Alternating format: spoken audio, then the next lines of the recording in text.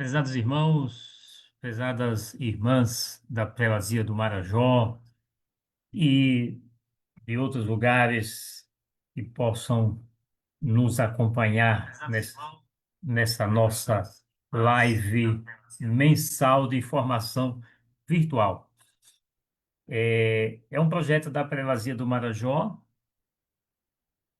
nasceu com o objetivo de alcançar principalmente os leigos e leigas através do Conselho de Pastoral da Prelazia, e que já estamos fazendo isso desde março do ano passado, de 2025. Trabalhamos no ano passado a questão da doutrina social da Igreja, desde um pouquinho da definição disto até os principais documentos de Leão XIII a Leão XIV, né?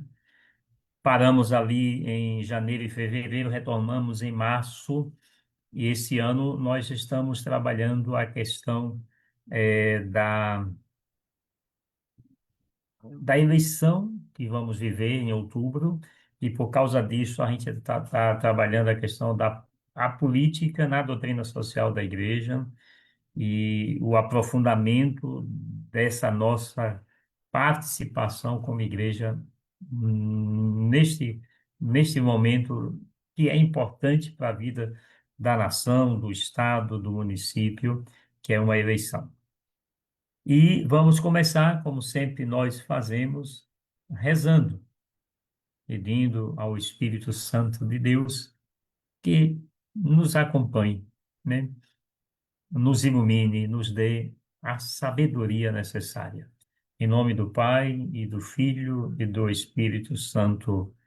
Amém.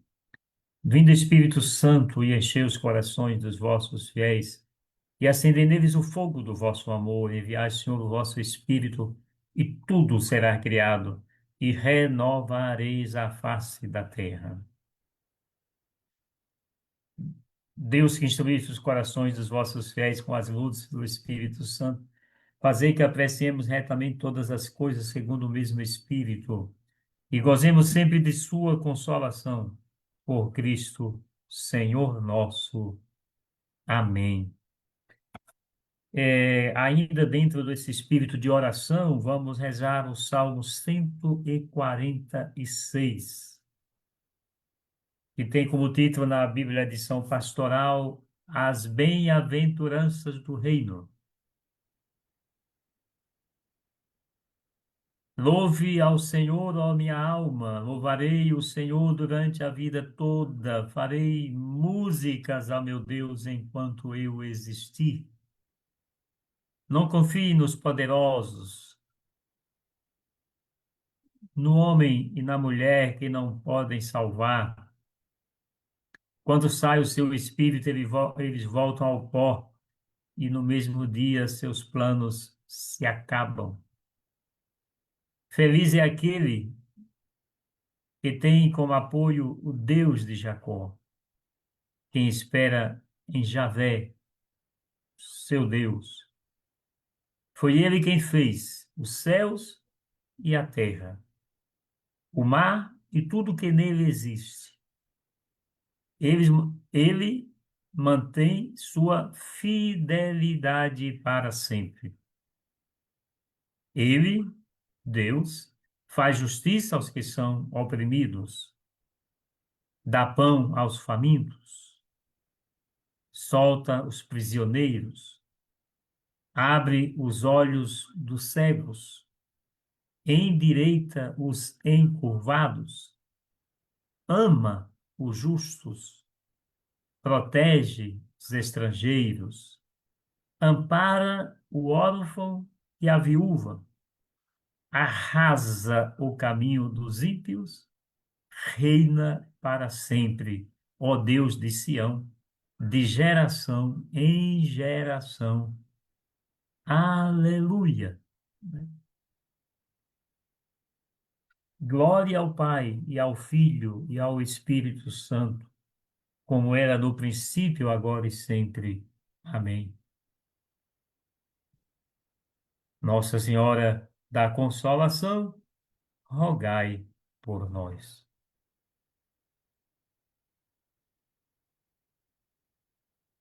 Hoje nós vamos trabalhar nessa linha, né, que a gente vem trabalhando nessas lives do ano de 2026, para a gente entender que o assunto política, né, o assunto política é um assunto nosso de cristãos e cristãs também, também.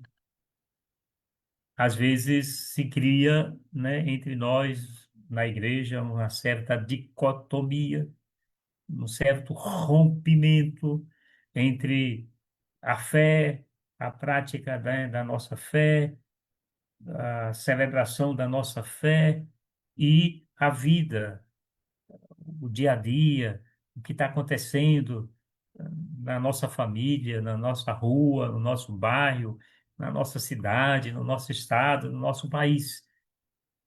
Parece que a gente não consegue entender que Deus está presente também na sociedade.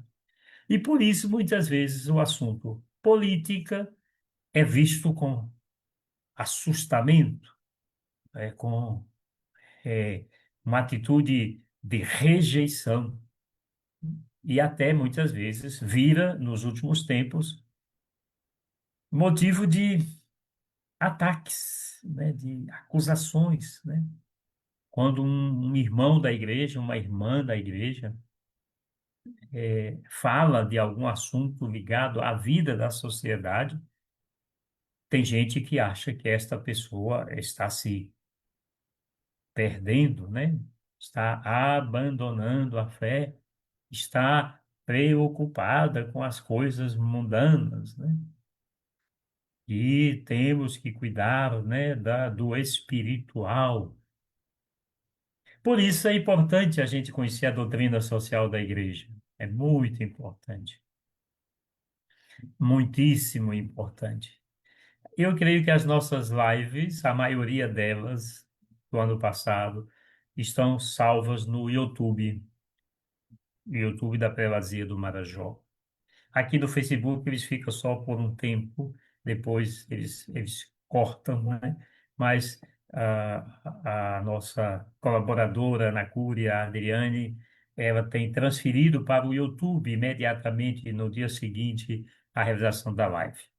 Mas chega de conversa, vamos abrir aqui a tela para a gente entrar no assunto que nós queremos entrar no dia de hoje, né? Aqui é esse de cá. Vamos aqui. Aham.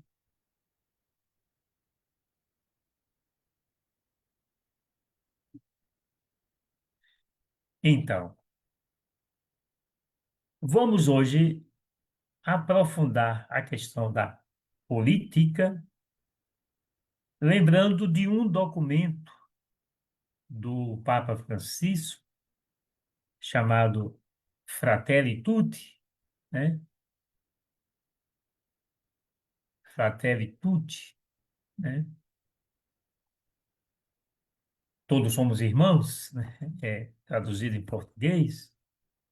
E nesse documento, né, Fratelli Tutti, ele dedica um capítulo do documento a esse. Olha como é que ele deu o título, né, do capítulo quinto da Fratelli Tutti: A Política Melhor, né? São 44 números do documento Fratelli Tutti que o Papa Francisco dedicou para nos fazer uma catequese sobre a política melhor. E aí a gente poderia então fazer essa pergunta, mas o que é que o Papa Francisco quis chamar de a política melhor? E ele mesmo responde, já no número 154, abertura do capítulo: a política melhor é aquela que é colocada a serviço do verdadeiro bem comum. É, é isso que a gente tem que compreender enquanto igreja, né? Enquanto cristãos e cristãs, católicos e católicas. A política em si mesma, ela é uma coisa boa, porque é a política que vai trabalhar para realizar no meio de nós o verdadeiro bem comum. Portanto, o que a gente, eu não canso de repetir isso, que é importante, o que a gente não deve aceitar, que a gente deve dizer isso não presta, é o que a gente chama de politicagem e não política. A política é promover o bem comum. Isso é política.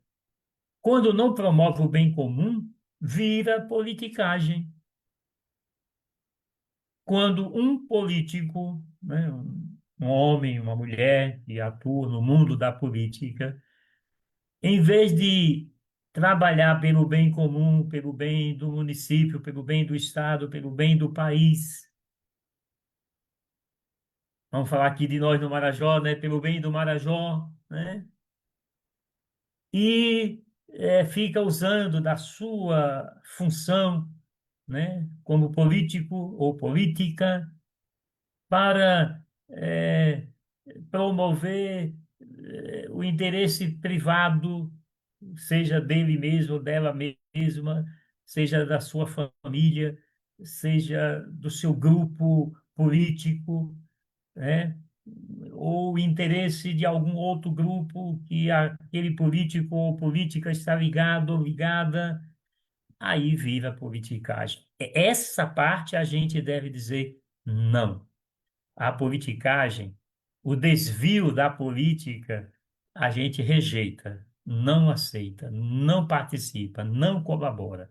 A política, a gente tem que se envolver, tem que participar, tem que colaborar. Por quê? Diz o Papa Francisco, porque é esta política que é a melhor, ou seja, é aquela que promove o verdadeiro bem comum e tem como objetivo a política, nesse sentido, tem como objetivo realizar a fraternidade e a amizade social.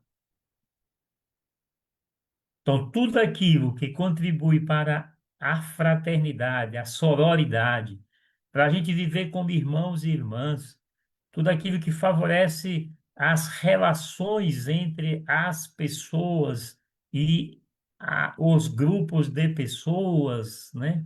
Que o Papa chama de amizade social, isso é objetivo da política e, portanto, nós, cristãos e cristãs, católicos e católicas, devemos até entrar aqui, né? Porque o Evangelho nos impulsiona para isso, né? Nos empurra para a gente viver essa política melhor, promover o bem comum, colaborar para que haja fraternidade e amizade social.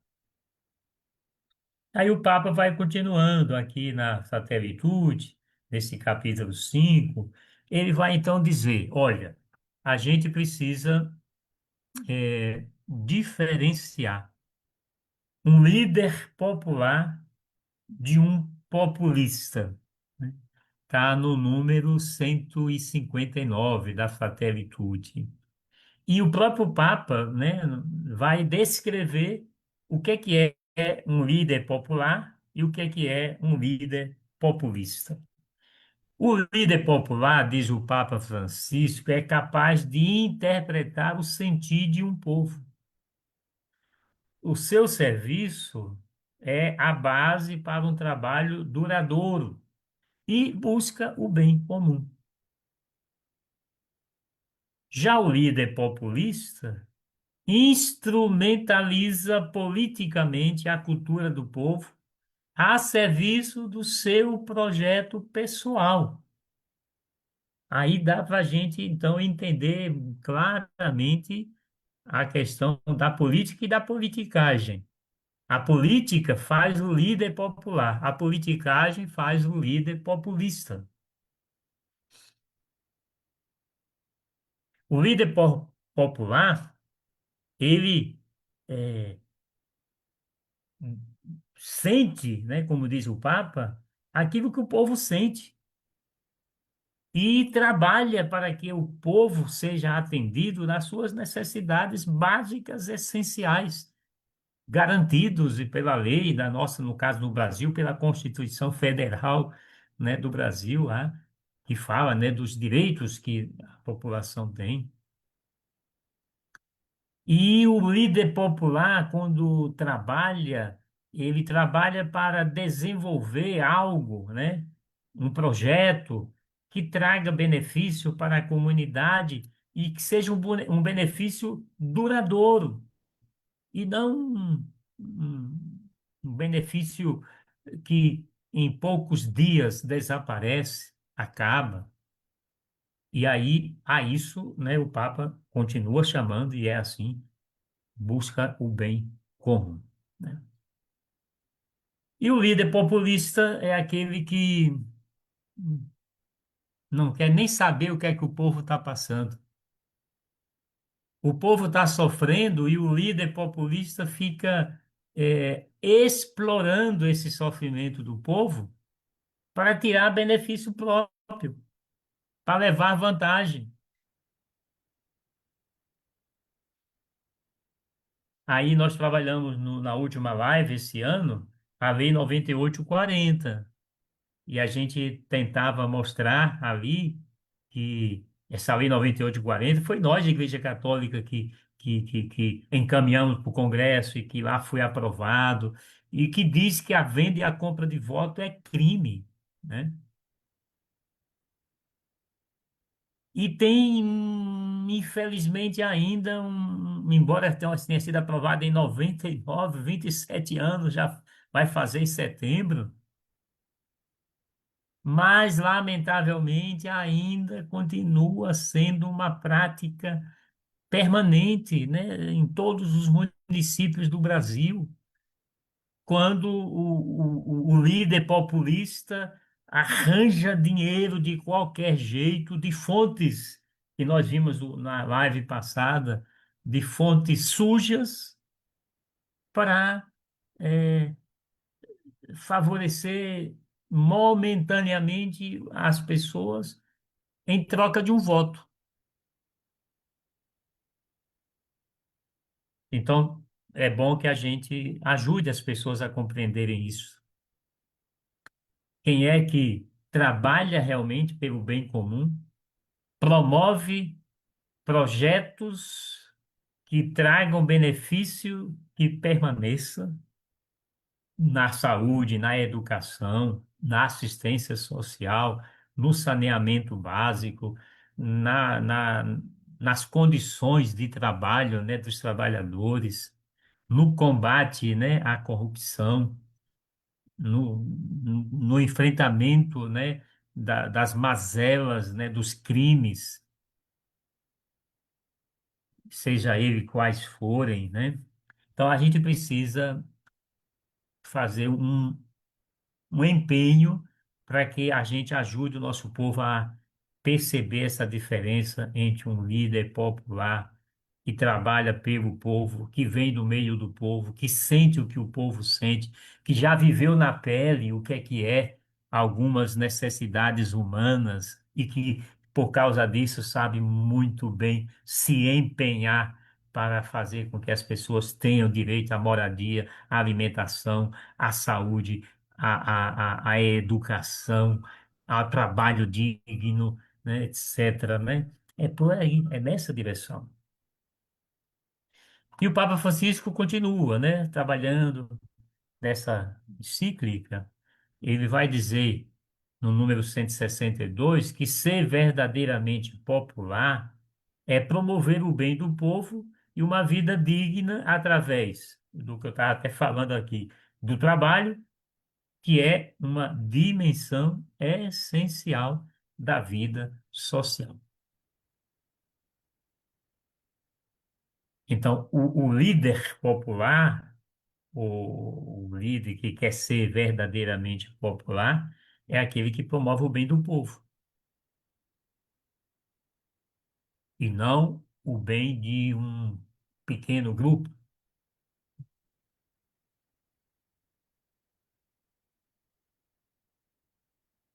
Houve todo um debate, né, nos últimos tempos no Brasil, de se foi feito até um plebiscito, né, no grito dos excluídos o ano passado, né, se a gente concordava de que quem ganha menos pagasse menos impostos e quem ganha mais pagasse mais impostos, né? Isso é promover o bem do povo.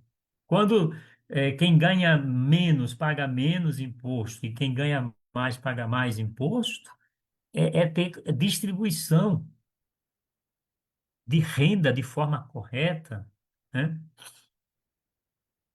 Quando se debateu também já o ano passado, nessa mesma pesquisa que foi feita, né, no plebiscito popular, né, perguntando: você concorda com a redução, né, do tempo de trabalho de 6 por 1 para 5 por 2, e que ainda está aí em debate, ainda está em discussão no Congresso, foi aprovado na Câmara dos Deputados, ainda tem que passar pelo Senado e depois pela aprovação do presidente da República.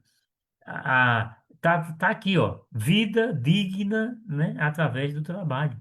O trabalho não é para escravizar, o trabalho é para ajudar a pessoa a levar a vida digna. E o descanso faz parte dessa vida digna do trabalhador, né? Dessa vida digna do trabalhador.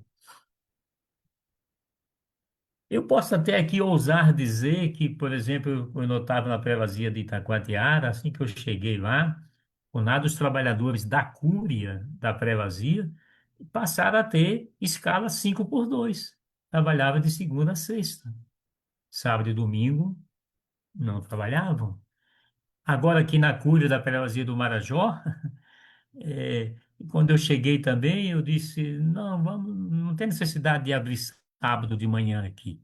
Vamos trabalhar só de segunda a sexta. Então começamos a trabalhar 5 por 2. Nem pensava nesse negócio de 5 por 2. Era questão mesmo de valorizar o trabalho das pessoas, né? De dar a elas a oportunidade de ficar mais em casa, de descansar mais. Eu acho que isso é um caminho possível que a gente pode fazer no Brasil claro, nós, igreja, vamos entrar aí também nos reorganizando, né?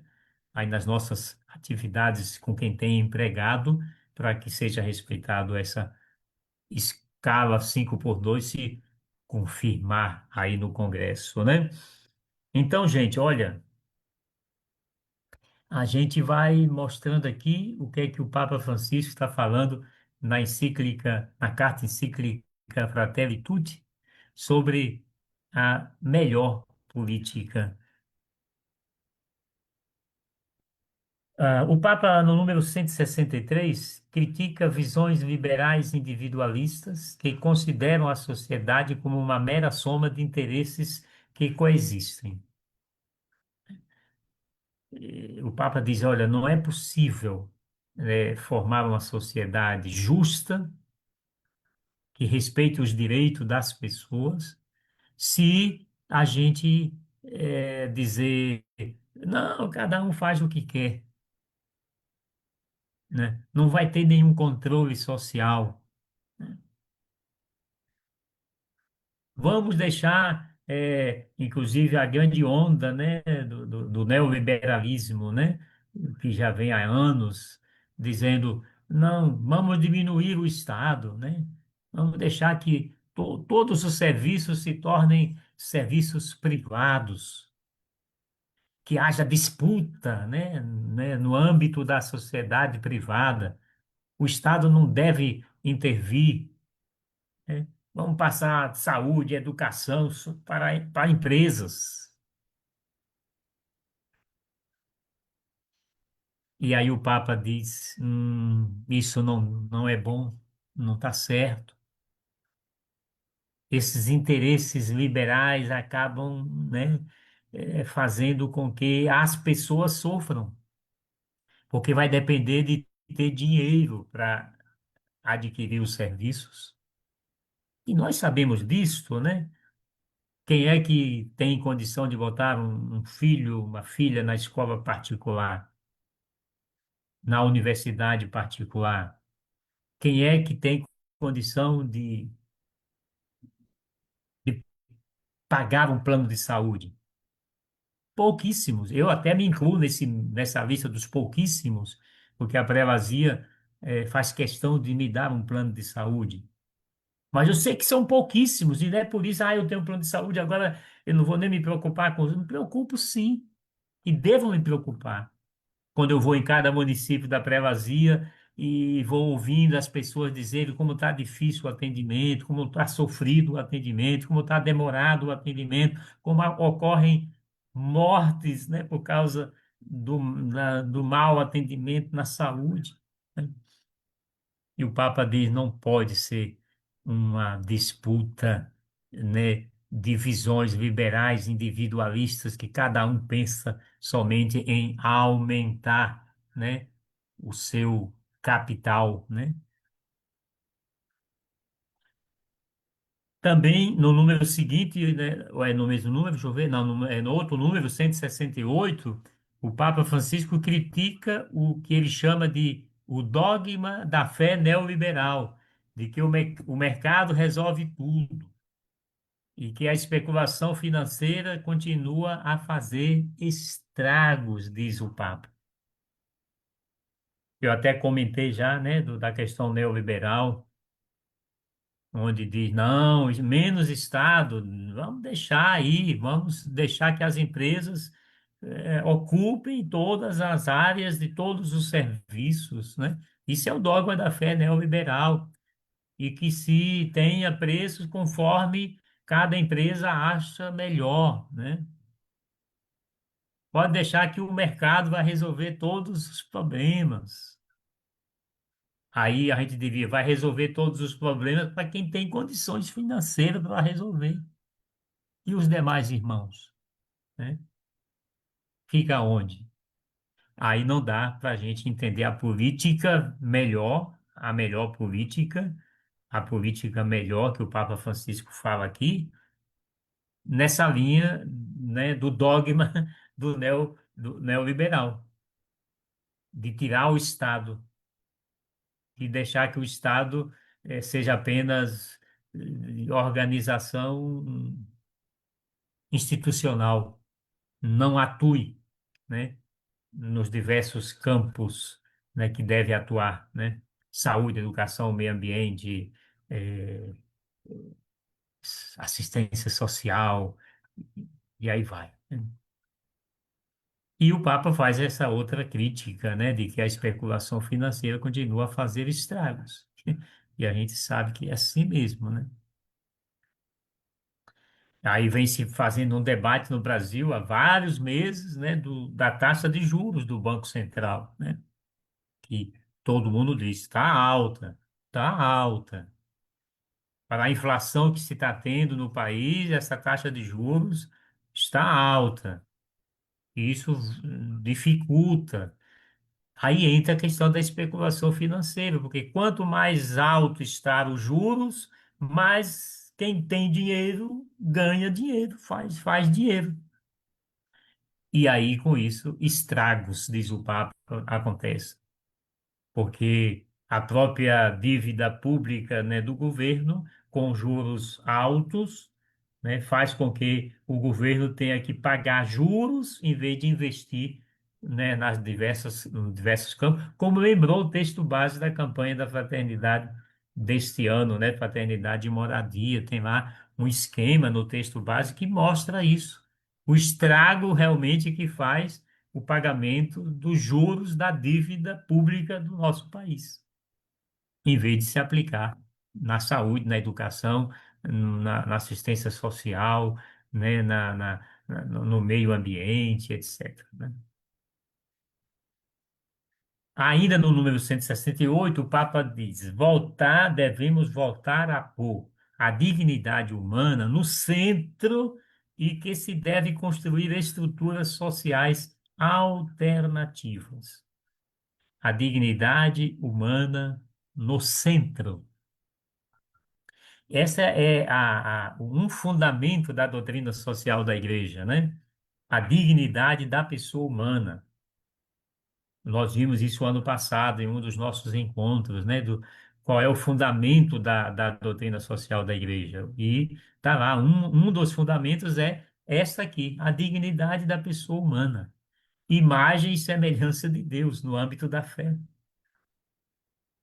E, portanto, o homem criado, a mulher criada, a imagem e semelhança de Deus, possui uma dignidade que não tem como medir, porque o homem e a mulher, nós somos imagem e semelhança de Deus, e nisso reside a grandiosidade da dignidade humana. E o Leão 14, agora, nessa carta que ele publicou, agora em maio, ele chama de magnífica humanidade, né? Magnífica, grandiosa humanidade. E o Papa Francisco já disse isso aqui na Fraternitude. Precisamos voltar à boa dignidade humana no centro. E é isso que às vezes não acontece. O centro, muitas vezes, na própria política, que vira politicagem, não é mais a dignidade da pessoa humana, são os interesses. Nós vimos aí recentemente, né, relatos, né, de muito dinheiro encontrado em apartamento de deputados, né, empresários, né, pela Polícia Federal, né? Dinheiro que provavelmente deveria estar a serviço da dignidade da pessoa humana, estava trancado no apartamento de um deputado, né? Então, nós somos chamados como igreja, como cristãos e cristãs, a dizer: não, a pessoa humana tem que estar no centro. E por causa dessa centralidade da pessoa humana, a gente tem que colaborar para construir estruturas sociais alternativas. Não dá para nós, igreja, nós cristãos, nós católicos, ficarmos de fora, olhando a banda passar, né?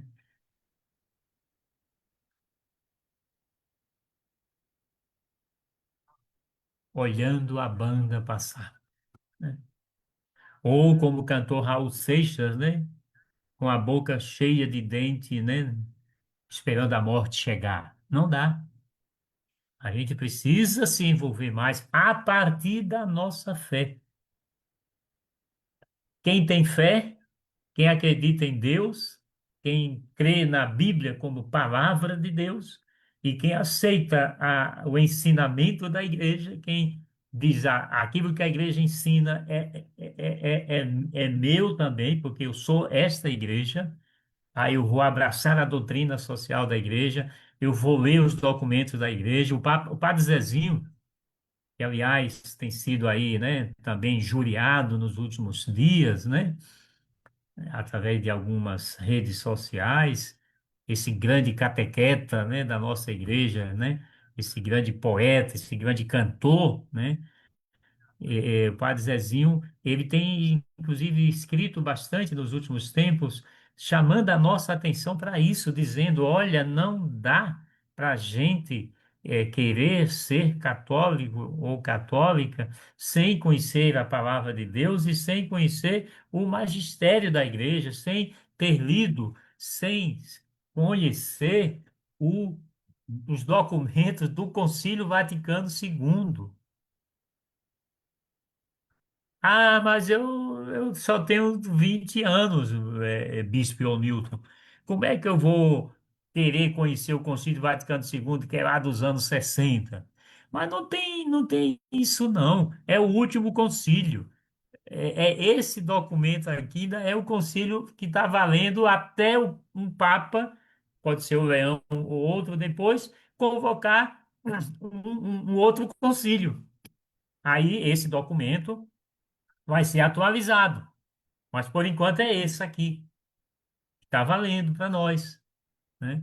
Junto com a Bíblia, né? Padre Zezinho Ele fala sempre isso, né? A Bíblia de um lado, o catecismo do outro, né? Ou seja, o magistério da igreja do outro.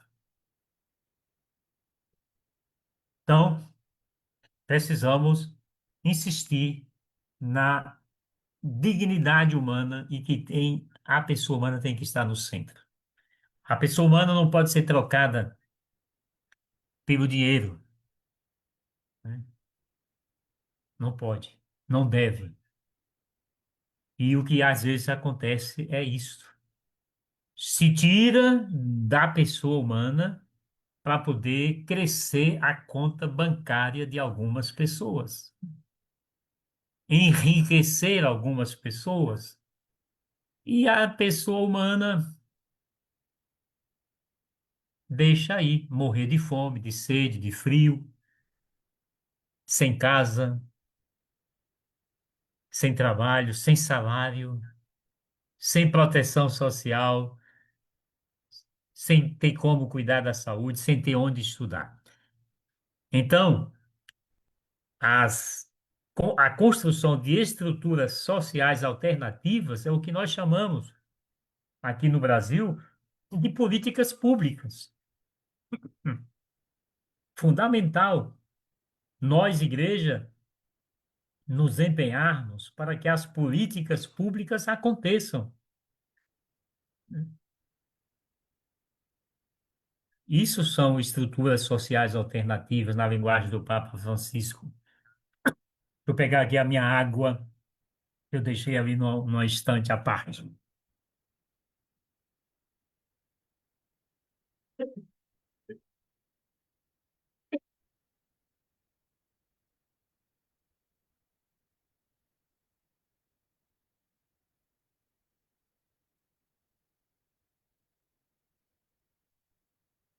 E no número 169, o Papa Francisco aponta o exemplo dos movimentos populares. E ele chama os movimentos populares de semeadores de mudanças e de poetas sociais. Aí por isso não tem como nós católicos, católicas, a gente não tem como dizer assim: ah, não, a gente não pode ir naquela reunião da Associação de Moradores ou naquela reunião do Sindicato dos Trabalhadores em Educação ou em Saúde, porque senão nós, a igreja, estamos tomando um lado, etc. O Papa falou que os movimentos populares são semeadores de mudanças, são poetas sociais. O Papa valorizou os movimentos populares. O Papa realizou encontros com os movimentos populares. Tem até uns documentos nesse estilo, embora aqui não seja esse, mas nesse estilo aqui, ó, da CNBB, que tem lá os discursos do Papa Francisco no Encontro Mundial dos Movimentos Populares, Sociais, que a gente pode conhecer, estudar, ler e valorizar. Na nossa paróquia, na nossa prelazia do Marajó, ou na diocese que alguém está aqui que participa, a gente tem levado em conta os católicos e católicas engajados nos movimentos populares.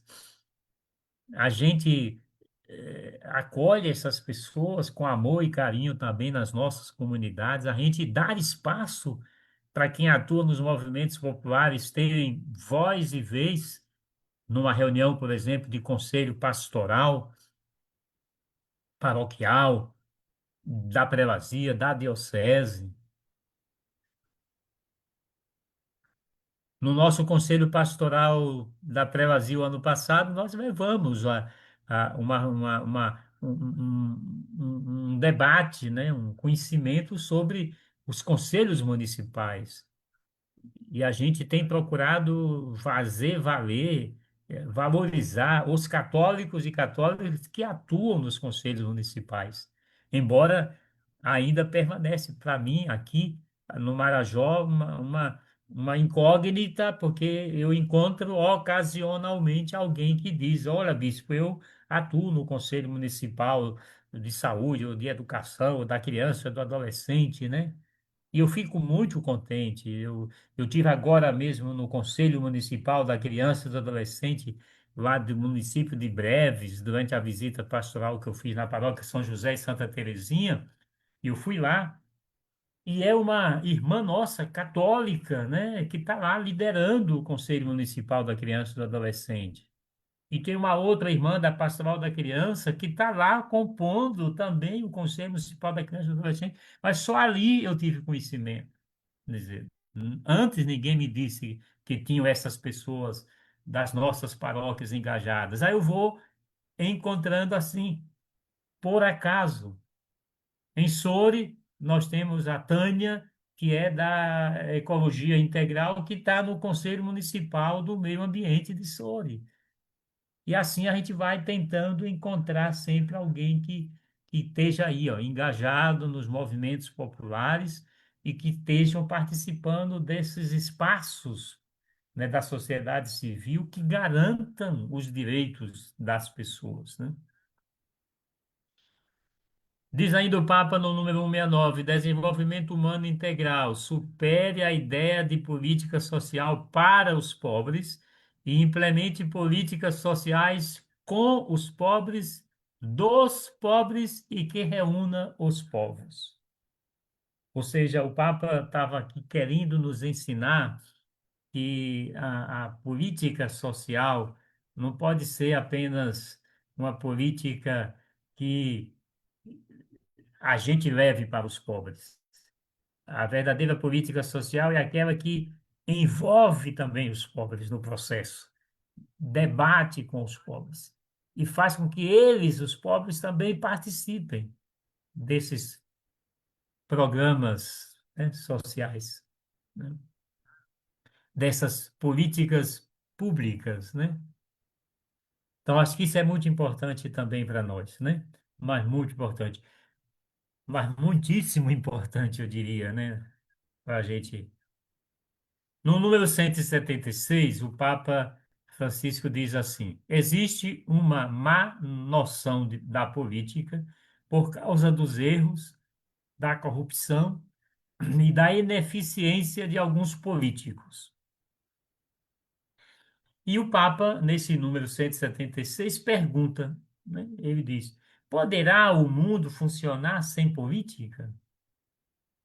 Poderá encontrar um caminho, o mundo encontrar um caminho para a fraternidade universal e a paz social sem uma boa política?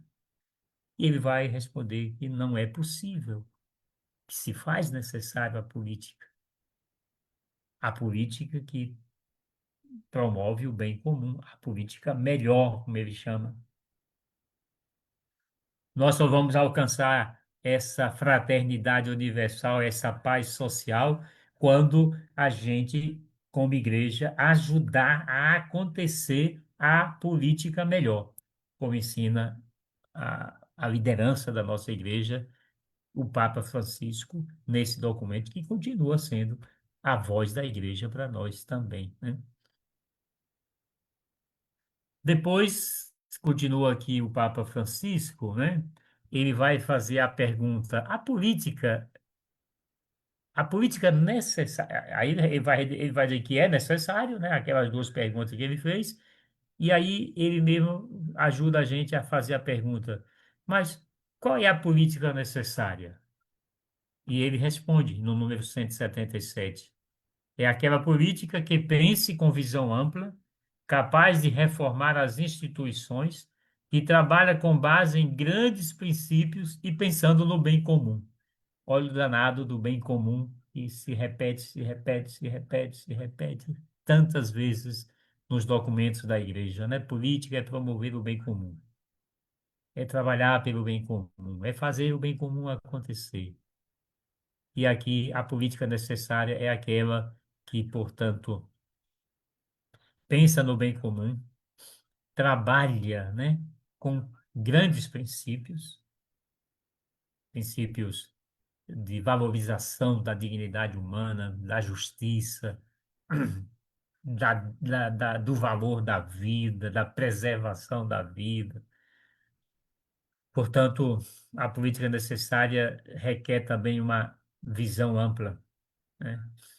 Que inclua todo mundo, né? Não pode ser uma política pensada para um pequeno grupo de pessoas. E continuando, vamos ver aqui, o Papa, no número 180, vai falar de um amor político. E a gente podia perguntar, mas qual é esse amor político? E o Papa responde: o amor político é aquele que une as pessoas para gerar processos sociais de fraternidade e justiça.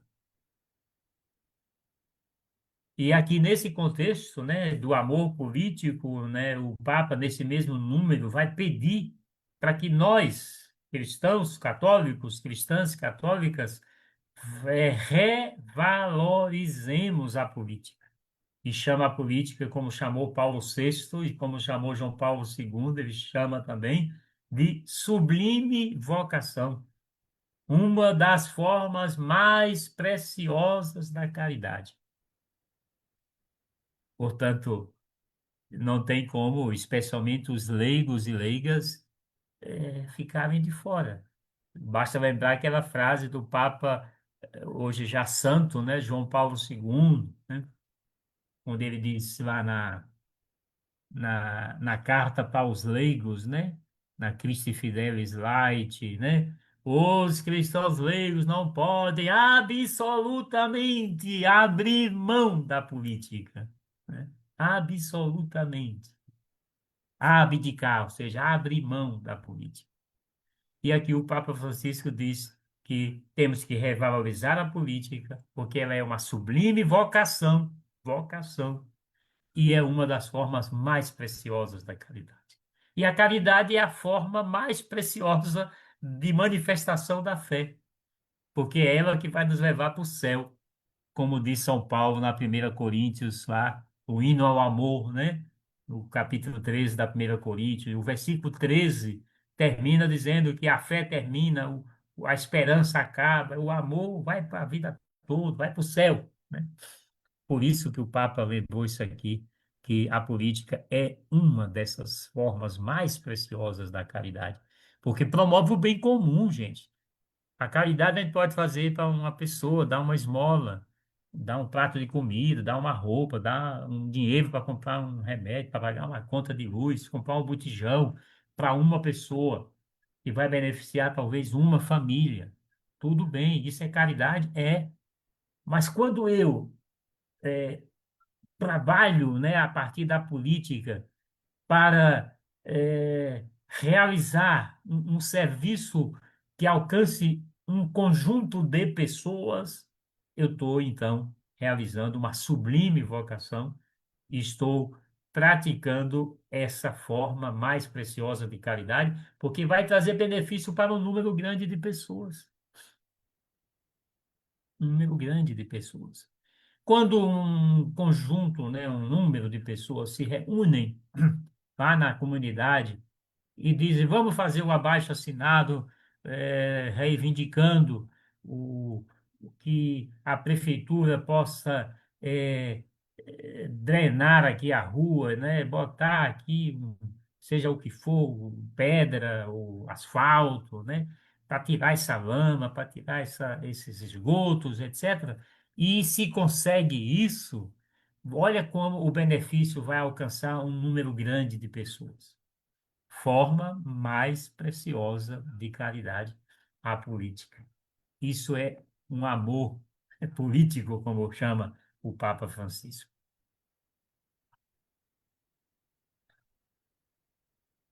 No número 187, o Papa Francisco, da Fratelli Tutti, né, diz: o amor preferencial pelos últimos é o núcleo do autêntico espírito da política. O amor preferencial pelos últimos. Portanto, quem é católico que está na política, quem é católica que está na política, seja aquela eletiva, dos cargos que é possível se concorrer e ser eleito, ou que está no cargo nomeado, ou que está num cargo porque fez o concurso público e exerce uma função, né, dentro como é que diz, da organização da sociedade, né? Quem exerce, né, um serviço público está fazendo ou deve fazer isso nesta linha, né, desse amor preferencial pelos últimos, né? Então, que Deus nos ilumine, que Deus nos abençoe, que a gente consiga, como disse o Papa da estante aqui, né? Deixa eu ver se eu volto aqui rapidinho a palavra. Ele disse que é para a gente. Cadê o Newton aqui?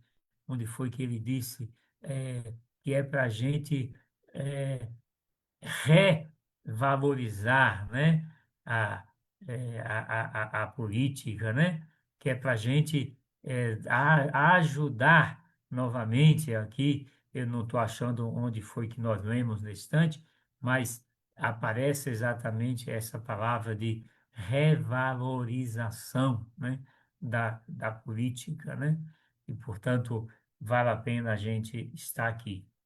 E ele ainda diz, o Papa Francisco, que buscar solução para tudo que atenta contra os direitos humanos fundamentais, exclusão social e econômica, tráfico de pessoas, tráfico de drogas, tráfico de armas, exploração sexual, trabalho escravo, terrorismo, todas essas buscas de solução que a gente tem que fazer coletivamente faz parte da política, da melhor política, do amor político, da política necessária, usando aqui expressões do Papa Francisco na Fratelli Tutti.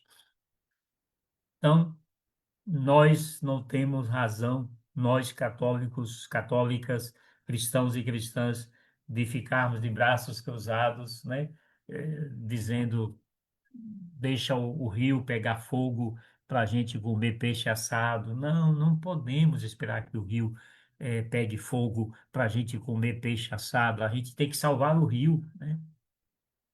Para deixar os peixes viverem bem lá no rio, sem o veneno, e a gente poder pescar o peixe e comer em nossas casas, naturalmente, né?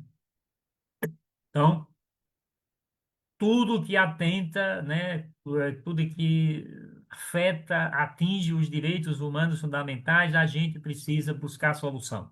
É isso que o Papa Francisco está dizendo.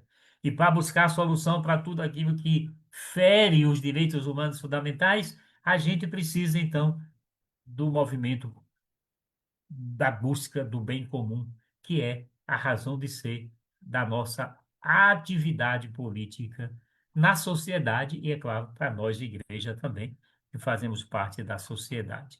Vamos ver se ainda tem aqui alguma coisa. O Papa, no número 189 da Fratelli Tutti, falando da política melhor, vai dizer que eliminar a fome é um desses princípios, né? Que a gente viu aqui antes. Deixa eu voltar aqui. É uma dessas busca de soluções de tudo aquilo que atenta contra os direitos humanos fundamentais. E o alimento é um direito humano fundamental. Portanto, quando uma pessoa passa fome, né, o Papa Francisco está dizendo que essa pessoa está sendo vítima de um crime.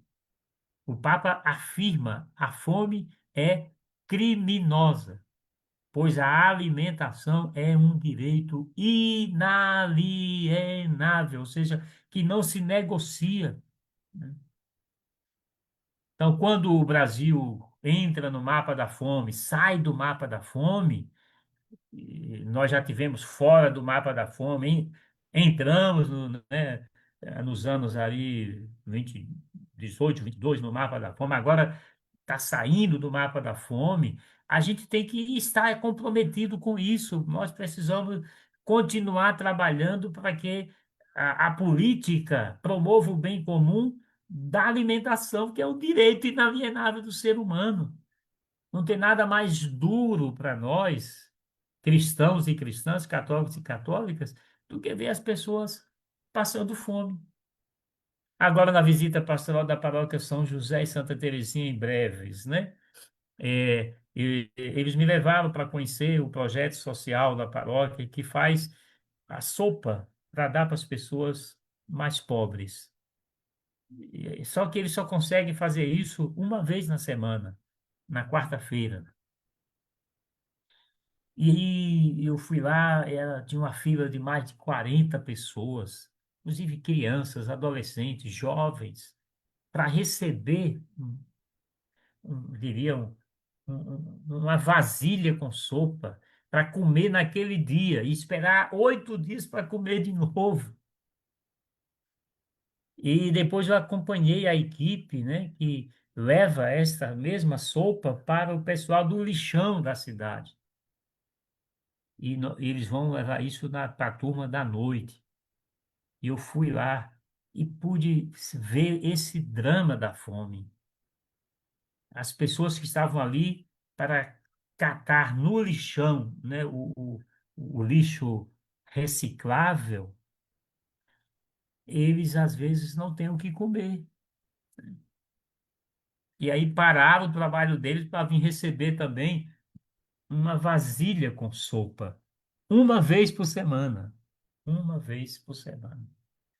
Então, eu até comentei com a equipe da paróquia que estava, né, indo levar a sopa e distribuindo a sopa lá na cidade. Meu Deus, a gente precisa talvez pensar numa forma, né, de enfrentar isso de outra maneira, né? Além dessa iniciativa que é bonita, que é bela, que é importante, é melhor uma vez na semana do que nenhuma vez, né? Mas a gente não pode parar aqui. Temos que buscar envolver outras pastorais, outros grupos, outras pessoas, para que, se é para a gente dar a comida a quem está com fome, que a gente possa fazer isso todos os dias.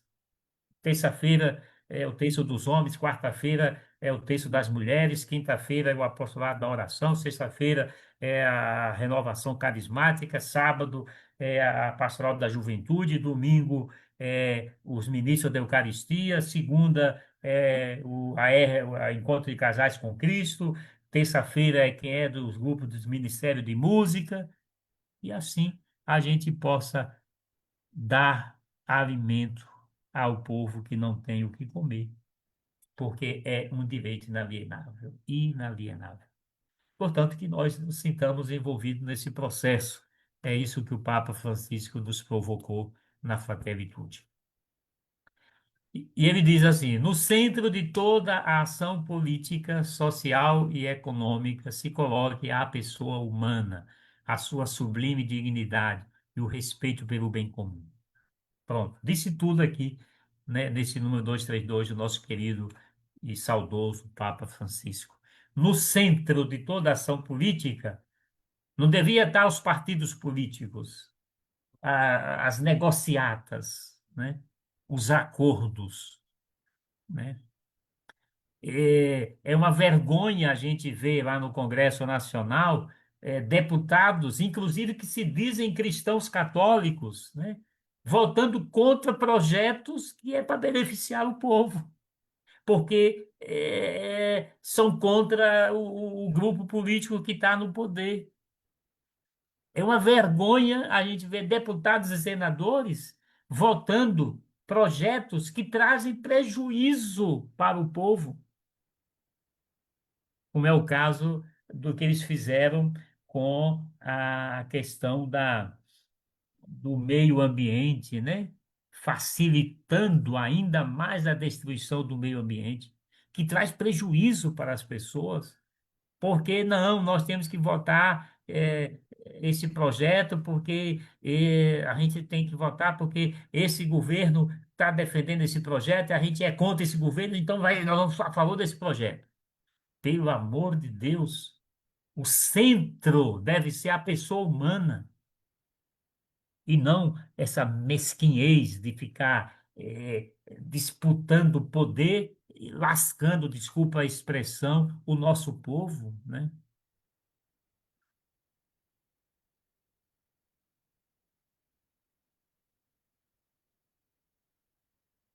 E aí nós encerramos a Fraternitude e eu trouxe aqui para concluir umas ideias do Papa Francisco na outra carta chamada Evangelii Gaudium, a primeira, né? Que ele lançou como Papa. Mas me permitam, antes aqui, fazer uma referência a quem está aqui conosco, né? A Kátia, a nossa secretária lá da Cúria, a Ana Maria Leão, salvo engano, é de Anajás, ou de Breves, aí você vai me dizer depois. O Edelson, que é lá de Bagre, a irmã Noemi, lá de Anajás, e a minha irmã Edis, lá de Araci, né? Também a Vivian, lá da nossa CNBB, Norte 2, né? Está nos acompanhando. Tem a Luana Figueiredo. Luana, se você puder depois dizer de onde é que você está nos acompanhando, eu lhe agradeço, né? É, tem a Dari Nunes, né, que também eu não consigo identificar, Dari, de onde você está nos acompanhando. Tem o Ângelo Miguel, que é lá da Prelazia de Itacoatiara, do setor comunicação, lá da Prelazia de Itacoatiara. Nosso abraço aí ao Ângelo e nele a sua esposa Janine, a sua filha Aurora, né? É, o Adenilton Camilo, que é lá da paróquia São José e Santa Terezinha de Breves, ele é também do Instituto Federal de Educação de Breves, né? Algum católico né, empenhado, né, na educação, lá no Instituto Federal, dando possibilidade às pessoas a terem acesso à educação, né, e à educação também né, com um cunho de profissionalismo, né, de profissão. Então, muito obrigado aí a quem está nos acompanhando, né?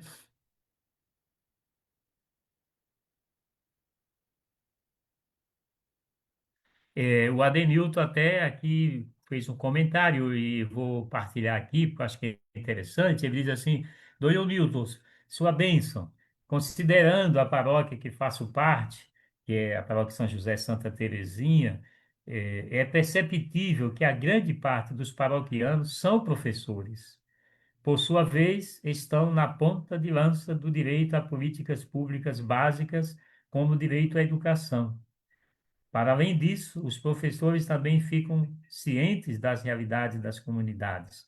Como motivá-los? Aí a pergunta: como motivá-los para perceberem seu papel como católicos em suas atribuições diárias, né?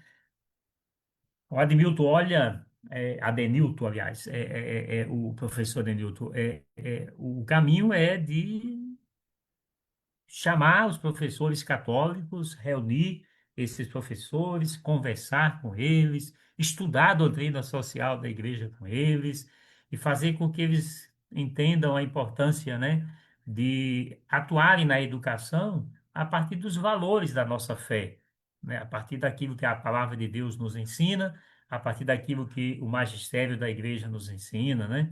Eu acho que isso é fundamental. Por isso é importante que a paróquia também se preocupe com esses profissionais. Você falou aí da educação, mas eu tenho certeza também que tem muitos que trabalham no âmbito da saúde, né?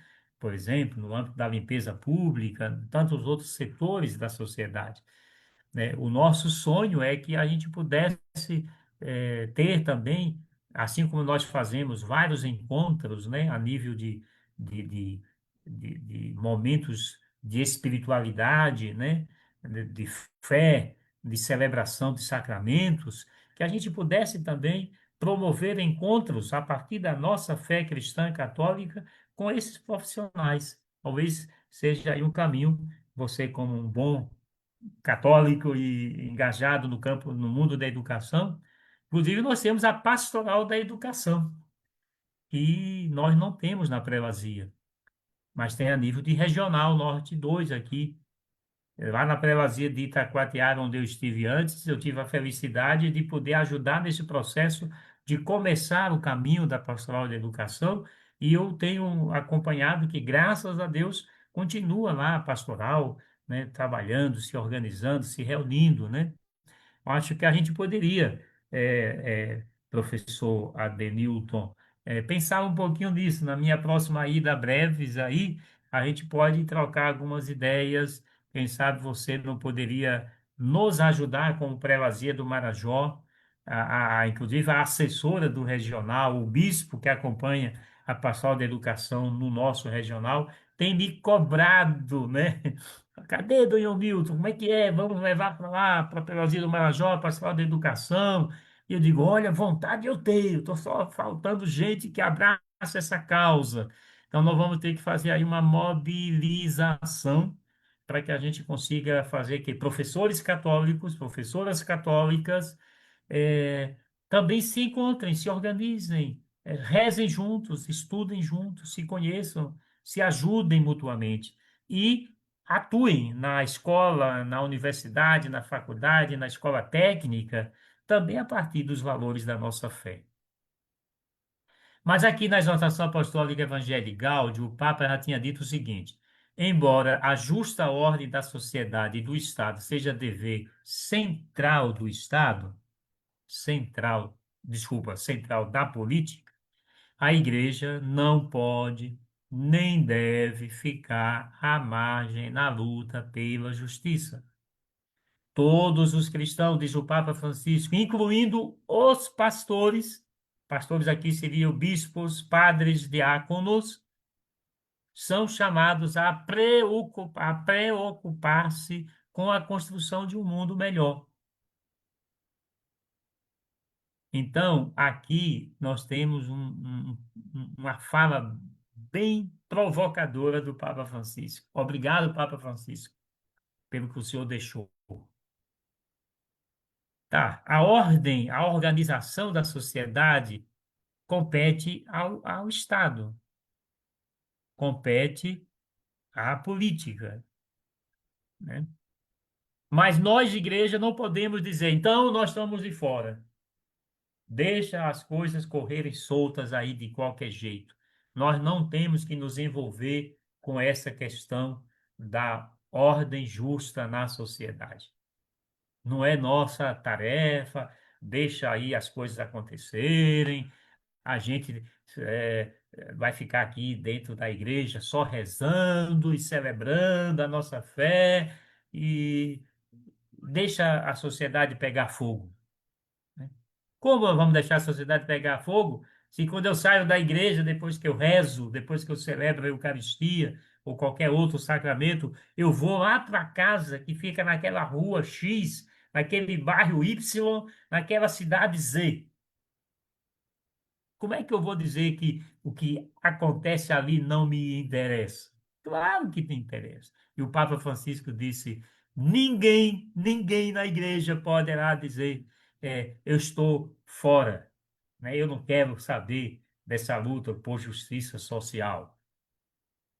Inclusive, nós, bispos, padres e diáconos, nós diáconos aqui na Prelasia, nós ainda não temos, né? Mas algum diácono em algum lugar, né? Temos sim padres, bispos e diáconos que nos preocupar com a construção de um mundo melhor, diz o Papa Francisco. E aí ele continuou falando, né, nessa Evangelii Gaudium, o seguinte, no mesmo número, 183: uma fé autêntica que nunca é cômoda nem individualista, comporta sempre um profundo desejo de mudar o mundo, de transmitir valores, de deixar a terra um pouco melhor depois da nossa passagem por ela. Olha que afirmativa belíssima do Papa Francisco na Evangelii Gaudium. A fé autêntica tem que querer deixar a terra um pouco melhor, né, depois que a gente passar, ou seja, depois que a gente sair desse mundo. E aí a gente pode dizer que ele, o Papa Francisco, que já passou, né, que já não está mais no meio de nós, ele sim contribuiu para deixar a terra um pouco melhor. Graças a Deus, né? E nós não podemos, de jeito nenhum, dizer: "Hum, não posso fazer nada, e não devo me meter com essas coisas, senão o que é que vão dizer? Aí se eu falar isso, o que é que né, tal, aí a gente começa a se esconder da realidade, a tapar os olhos, a fechar os ouvidos, a trancar a boca, quando a fé autêntica nunca é cômoda, acomodada, nem individualista. Bom, ainda não me atingiu, então, enquanto não me atingir, eu não vou me envolver nesse problema. Eu vivi uma experiência que eu já partilhei isso algumas vezes, quando estava ainda na minha cidade de origem, na Bahia, em Araci. Grupo de jovens. Naquela época, nós não se falava de pastoral da juventude, falava de grupo de jovens. O nosso grupo de jovens, né? Olha o nome do grupo de jovens que, né, o último que eu, né, o último nome que eu foi dado, a gente tinha lá, Grupo a Serviço do Amor Real. Olha que ousadia daquela juventude, né? Grupo a Serviço do Amor Real, o Gruzar.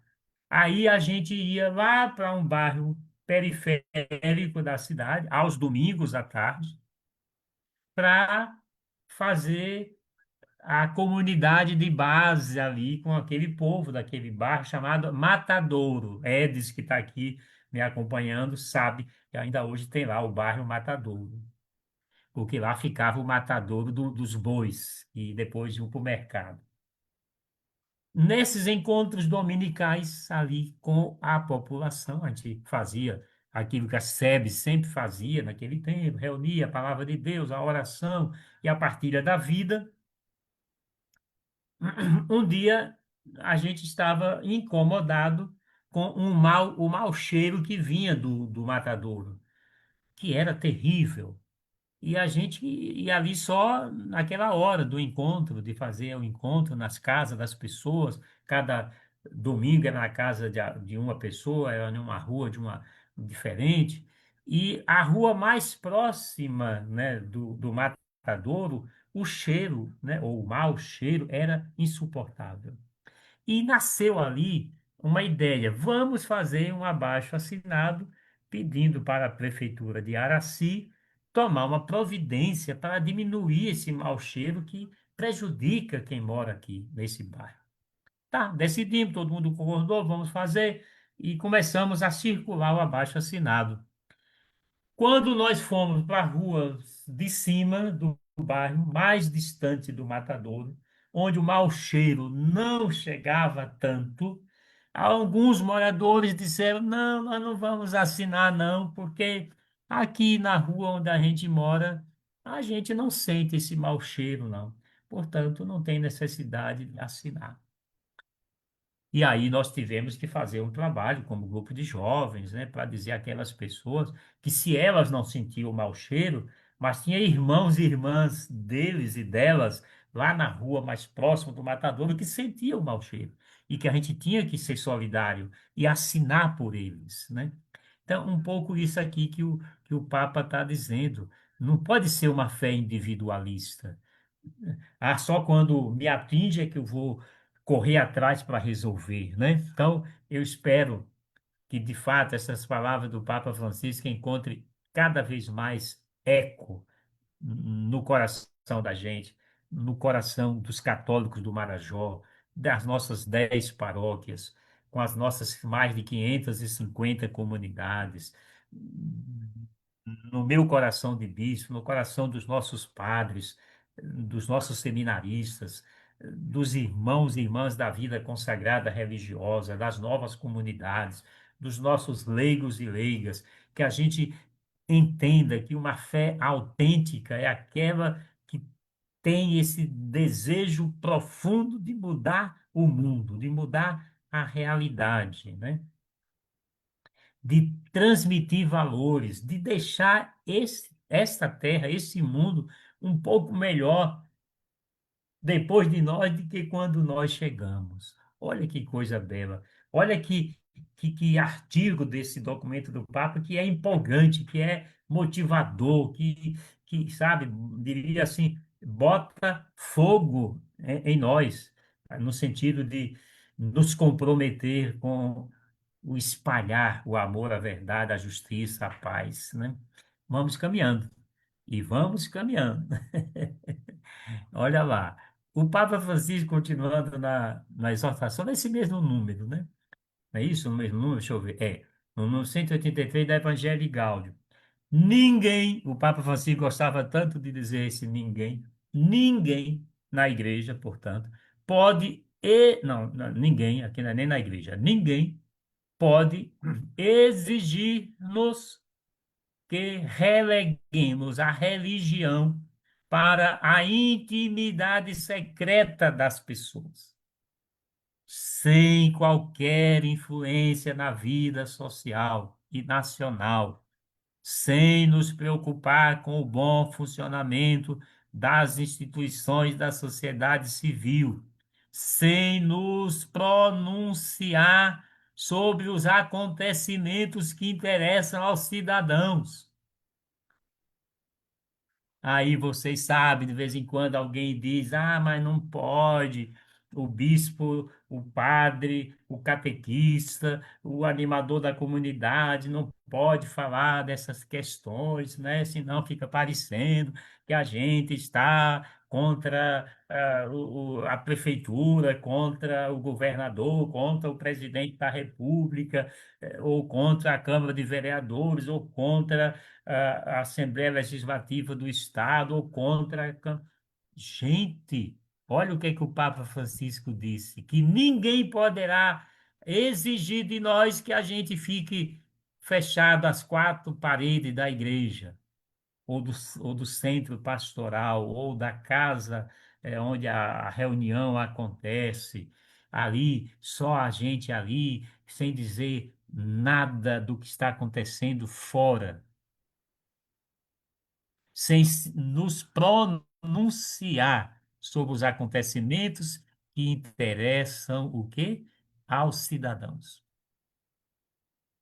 Então, eu não sei por que é que tem gente que fica criticando, né?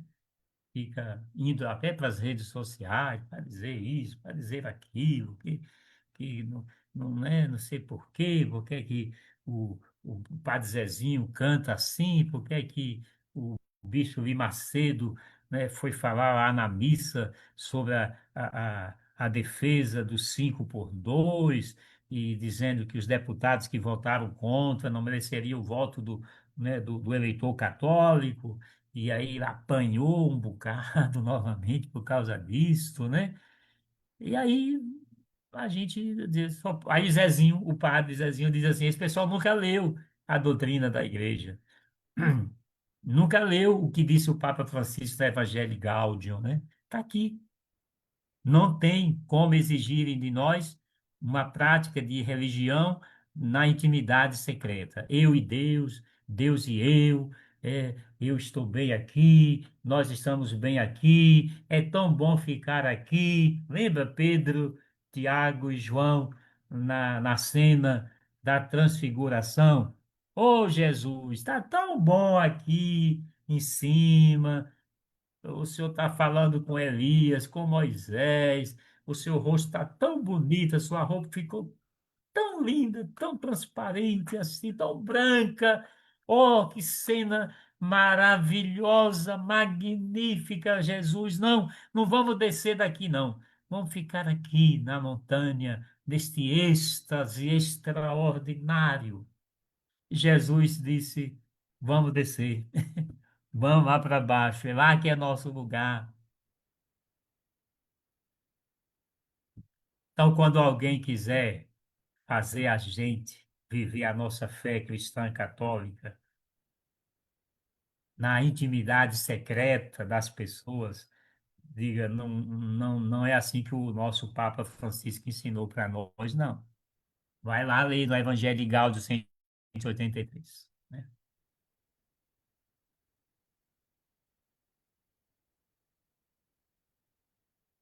E esses dias, preparando essa nossa conversa, me veio à memória de um documento que já tem 10 anos,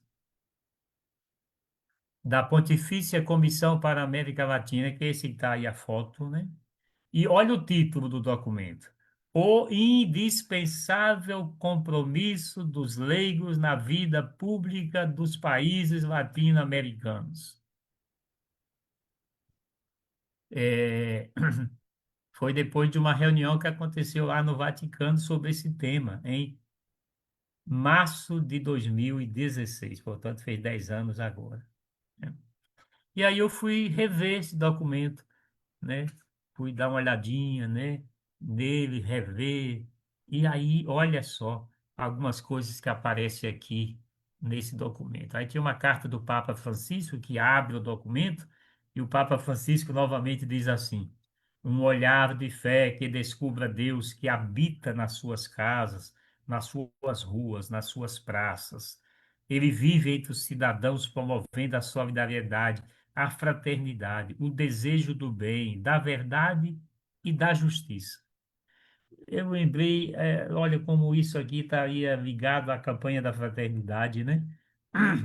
É, o Papa disse isso lá em 2016, nós trabalhamos esse ano, 2026, na campanha da fraternidade. Deus habita nas nossas casas, nas nossas ruas, nas nossas praças. Ele vive entre nós, cidadãos, cidadãs.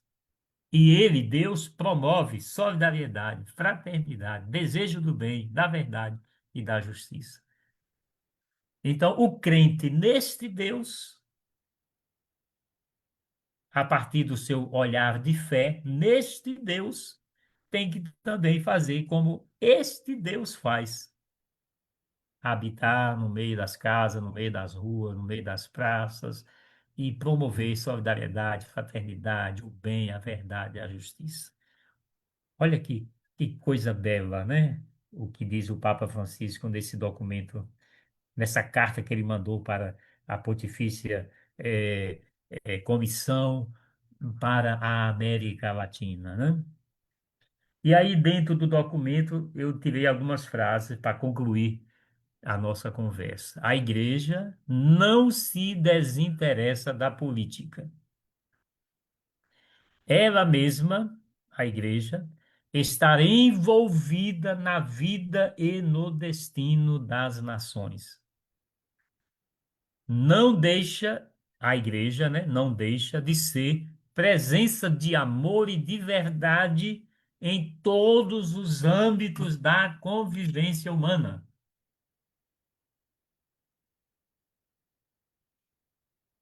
Isso está na página 26. Segundo parágrafo, porque não tem uma numeração assim como os documentos da igreja trazem, número 5, 10, 30, não. É um texto único, mas assim tem o número das páginas. Então, na página 26 a gente encontra essa afirmativa. A igreja não se desinteressa da política. A igreja somos nós. Não tem a igreja assim, né? A igreja é corpo, é o povo de Deus, né?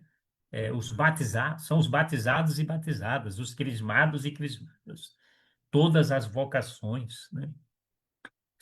É a igreja, né? Então nós poderíamos dizer, nós que somos igreja não nos desinteressamos da política. Vamos na reunião da Câmara de Vereadores? Vamos nada. Vamos, opa, vamos lá, vamos ver o que é que esse pessoal está discutindo lá na Câmara.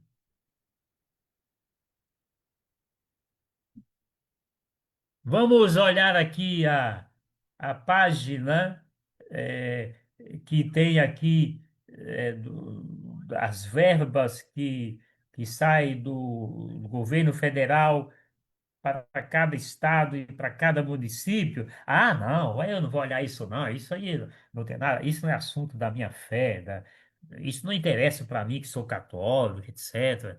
E deixa isso para lá. Não, vamos lá sim, vamos lá, vamos pesquisar. Olha, até aqui, ó, veio R$ 200 mil para ser construído a creche no bairro Xã, do município. Nananã. Opa, R$ 200.000 para uma creche aqui no bairro do nosso município. Eu não vi ainda essa creche lá no bairro. Poxa, então a gente precisa ver o que é que aconteceu, né?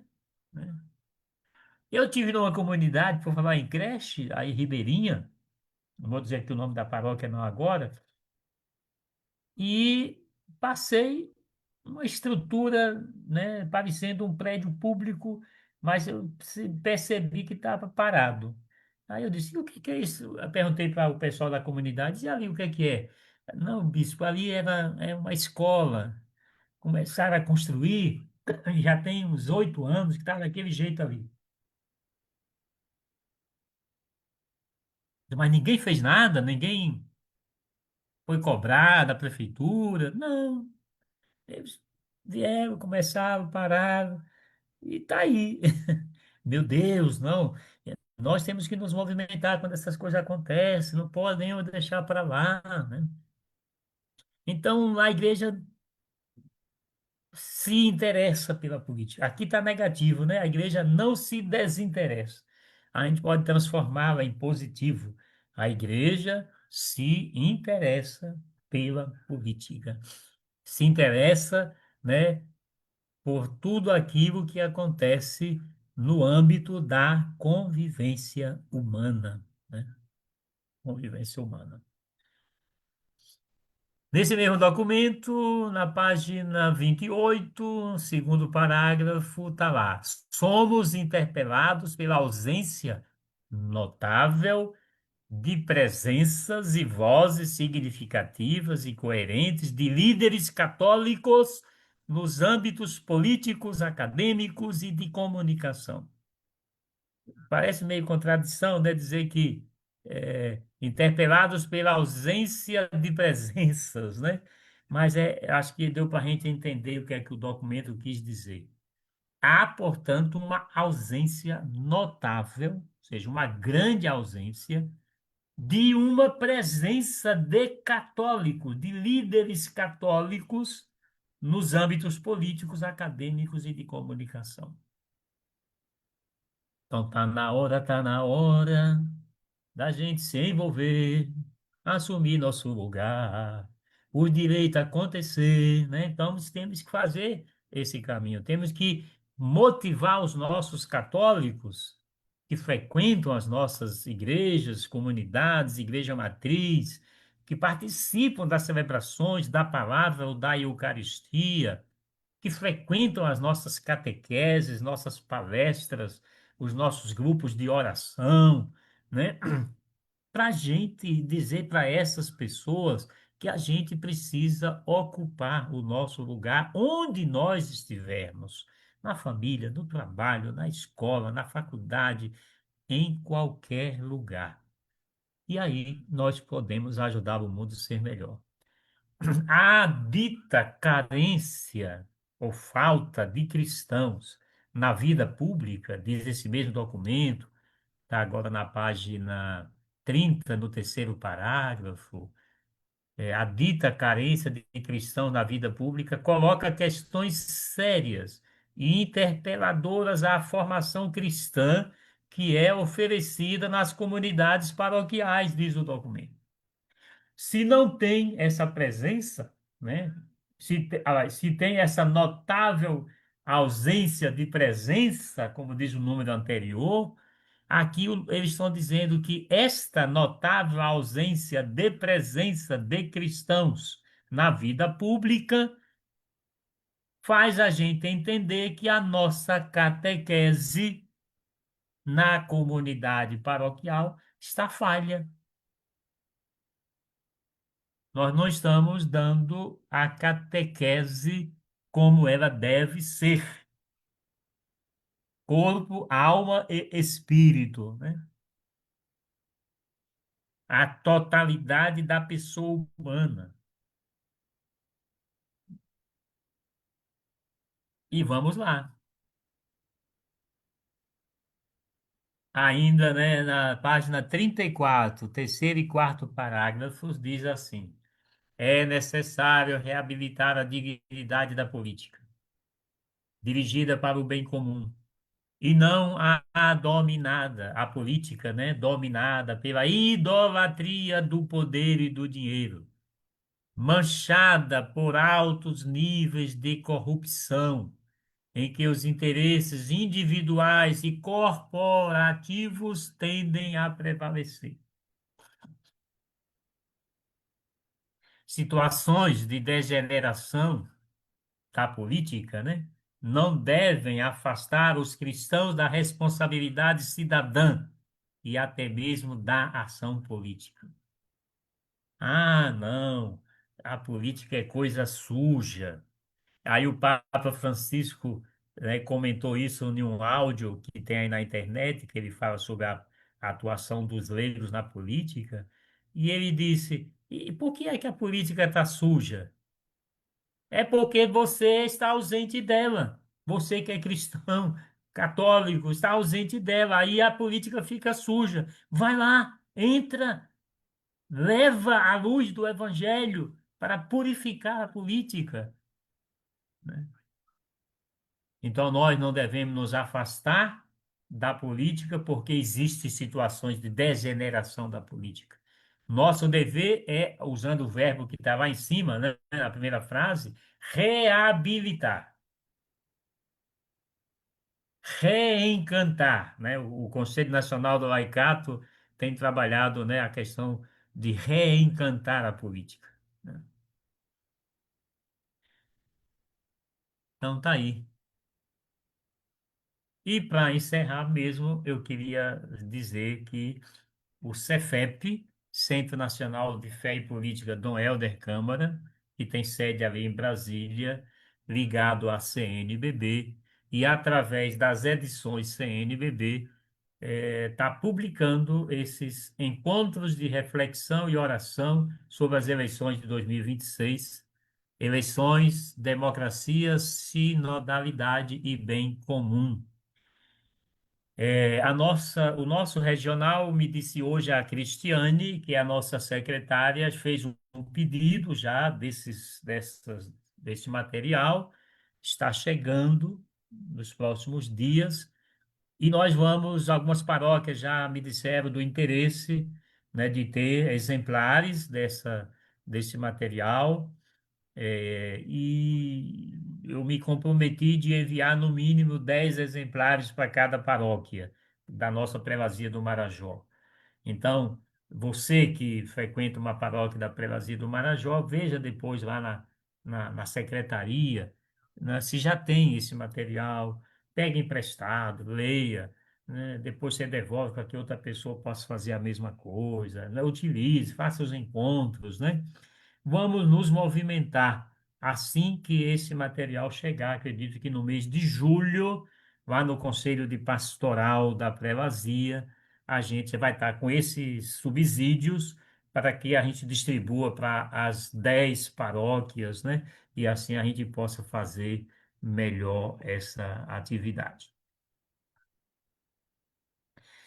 E só registrando aqui os que entraram aqui depois da última fala, o Jeová Duarte, que é da Pastoral da Juventude, é, da comunidade São Miguel Arcanjo de Tajapuru Grande. Obrigado, Jeová, pela companhia. A Vivian, né, da, da nossa, a comunicadora da nosso Regional Norte 2 disse que o grupo que ela participava chamava-se Brisa, Brigada Salesiana, né, do Colégio Dom Bosco, em Manaus, né? Então, é aí uma forma, né, concreta de atuar na sociedade. A Kátia, nossa secretária da Cura, comenta aqui dizendo: infelizmente, a maioria do nosso povo não quer entrar na luta. Temos que ser perseverantes, até porque o serviço é de formiguinha. Vamos então formigar, Kátia. Você aí na nossa secretaria vai ficar formigando esse povo nosso para que conheçam os documentos, estudem, olha, vamos trabalhar juntos para a gente espalhar mais formigas aí por todo o Prazeres do Marajó, não formigas, formigas, né? Aqui formigas entre aspas, né? Que vai nos ajudando a acordar para esse compromisso que a gente hoje conversou aqui. E também nos acompanhou a Iranilda, a nossa coordenadora de pastoral da Prelazia, diretamente de Bagre. E está nos acompanhando, ou nos acompanhou a Luana Figueiredo, que o Luana, me desculpa, eu não consegui identificar a sua, de onde você, né, está falando, viu? Desculpa eu não poder dizer o lugar, mas obrigado pela companhia de todo mundo. Amanhã a Adriane vai postar lá no Instagram da nossa prelazia e vamos divulgar, né? Olha, acompanha lá a live de ontem sobre a política, a melhor política ou a política melhor, a política necessária, o amor político, como ensina o Papa Francisco na Fratelli Tutti. E para encerrar, eu vou fechar aqui esse compartilhamento e abrir uma oração aqui que é para a gente encerrar rezando, né? Aí você poderá também, que está aí em casa, poderá rezar conosco. Oração da campanha da Fraternidade de 1996. 30 anos já. 30 anos dessa campanha da fraternidade, mas é um texto básico que vale a pena a gente ler, principalmente quem tem menos de 30 anos, né? Vale a pena pesquisar na internet e a gente acha. Fraternidade política, né? Uma boa catequese. Eu tinha 4 anos de padre quando aconteceu essa campanha da fraternidade, né? Eu morava, na época, no município de Vitória da Conquista, na Bahia, como religioso vocacionista, padre, formador da congregação, vigário paroquial. E ali nós trabalhamos muito, né? Essa campanha da Fraternidade 96, e tinha a oração da campanha da Fraternidade, que é essa que está aqui para a gente rezar, encerrando essa nossa conversa de hoje. Deus da vida e Senhor da história, Pai de todos nós, em vosso Filho Jesus Cristo, pela força do Espírito Santo, já vencestes o pecado, a escravidão e a morte. Queremos fazer da política, no campo e na cidade, nas aldeias e nos quilombos, poderíamos dizer nas comunidades ribeirinhas, um serviço à vida e à libertação integral de todos, direito e dever de cidadania e convivência de igualdade nas diferenças. Concedei-nos construir um Brasil novo. Aqui poderíamos dizer um estado do Pará novo, o estado onde a gente mora, né? Novo, um município novo, o Marajó novo, sem exclusão e sem privilégios, onde se abracem a justiça e a paz, e os valores do vosso reino estejam sempre mais presentes na ação política em nosso país, estado e município.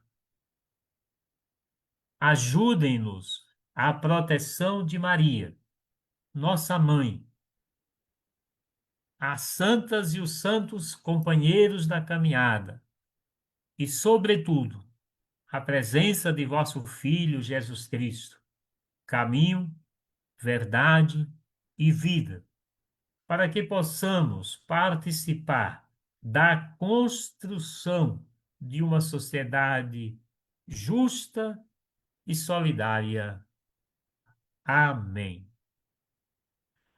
Tenhamos todos uma boa noite. Obrigado a quem esteve aqui nos acompanhando, né? Desde o início até agora. E a quem vai depois, quem sabe, nos acompanhar daqui para frente, né?